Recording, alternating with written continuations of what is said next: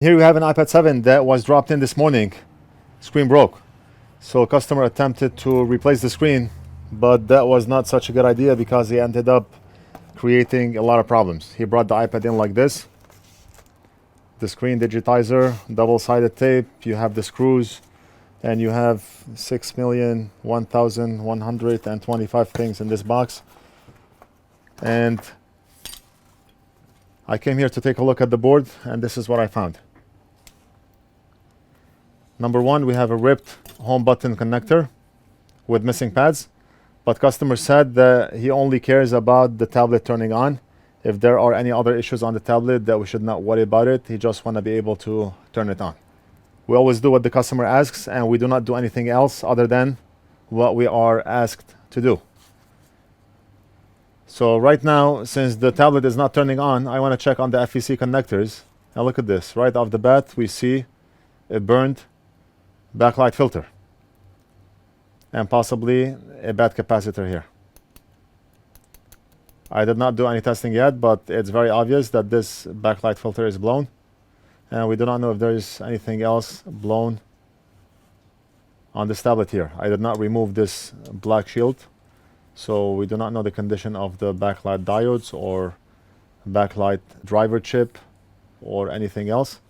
All I can see is damage here.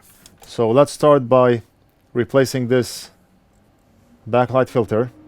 We're gonna check to see if we have a short on this cap. If not, then we're gonna keep it. We're gonna leave it. Let me start by testing. So as you can see, one end is ground and the other end goes somewhere else. So the capacitor is good. We're gonna replace the backlight filter.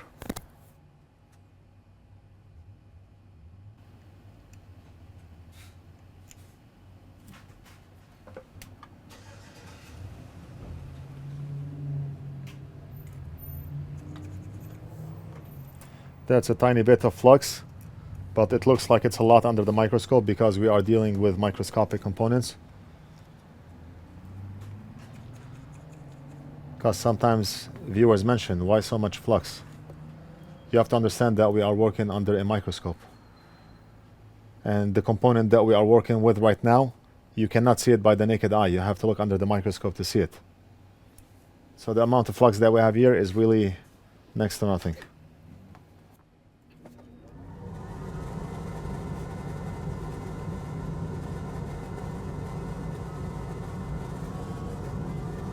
Let's get rid of the glare.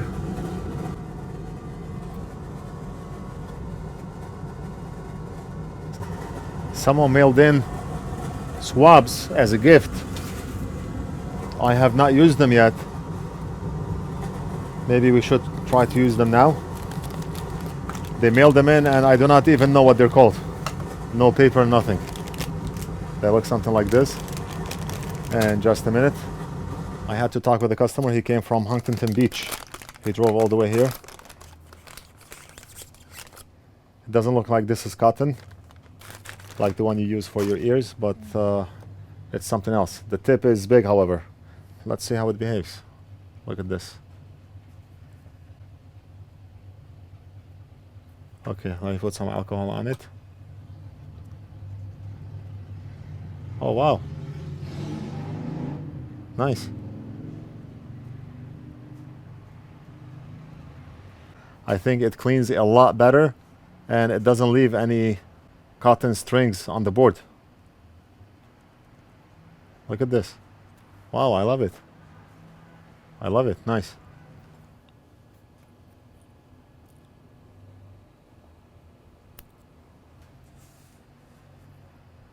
So we're gonna get a new component, new filter right here. And look at how clean the board is after we use that swab.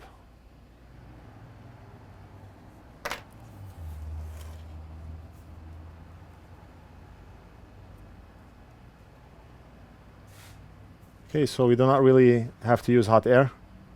I can use the soldering iron. We can do it that way.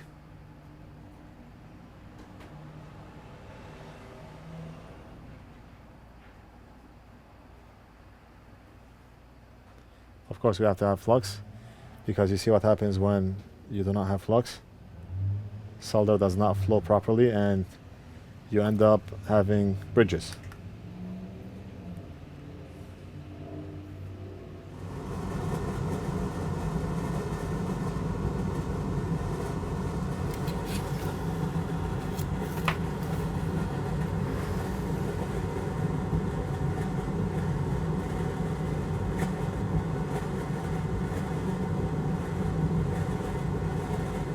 Okay, so the filter is solid and no need to do anything else to it. Very solid, very good. Okay, so now we're gonna use this swab here.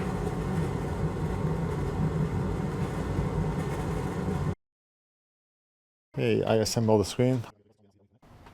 I'm gonna press down on the battery connector and hope for the best.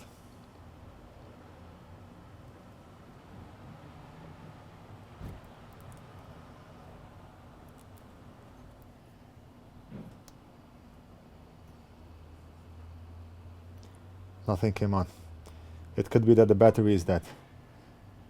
Let me grab a charging cable.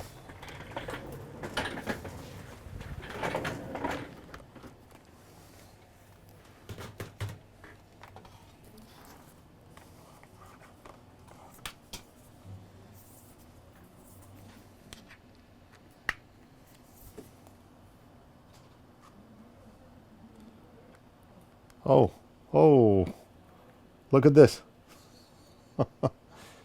Screen is bad. The customer's screen is bad. Look at this. So the customer managed to break the LCD, break the home button, blow out the backlight filter.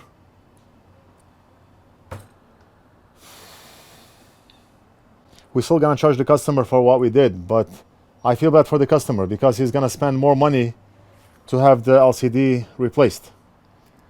Last time I checked, the LCD for the 7th gen is over $100, so the customer still has to pay to fix the LCD.